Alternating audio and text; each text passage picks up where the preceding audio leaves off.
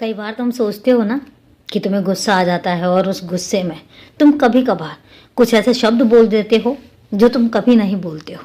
कई बार गुस्से में तुम ऐसी बातें बोल जाते हो जो तुम्हें नहीं बोलनी चाहिए।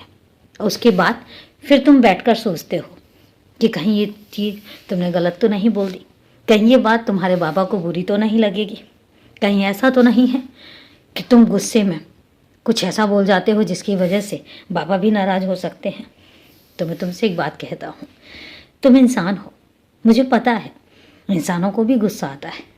गुस्से में कई बार कुछ ऐसे शब्द निकल जाते हैं जो नहीं निकलने चाहिए।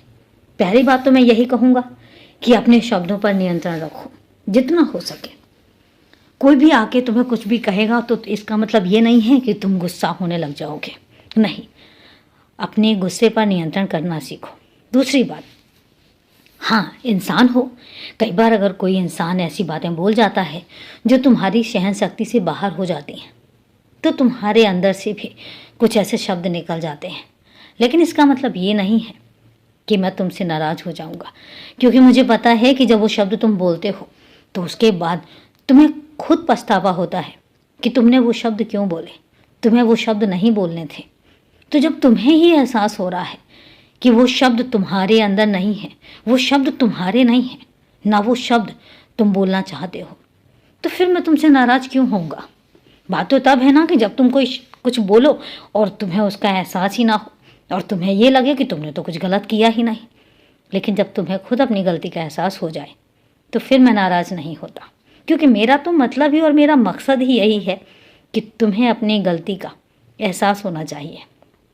तुम्हें ये पता होना चाहिए कि कौन सी जगह पर तुम सही हो और कौन सी जगह पर तुम गलत हो।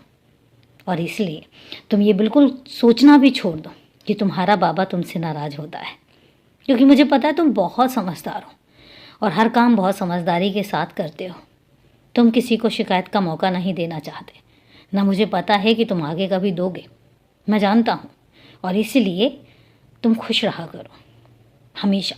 और हाँ, तुम्हें अगर ऐसा लगता है कि भविष्य में तुम्हारे साथ कोई परेशानी हो सकती है तो सोचना छोड़ दो, भविष्य की चिंता करना छोड़ दो, क्योंकि भविष्य में तुम्हें कितना कुछ मिलने वाला है ये तुमने भी नहीं सोचा होगा।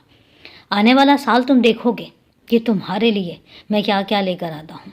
अभी तो शुरुआत है, बस देखते जाओ और खूब मुस्कुराओ। अपने परिवार के साथ खूब खुश रहो, हमेशा खुश रहो।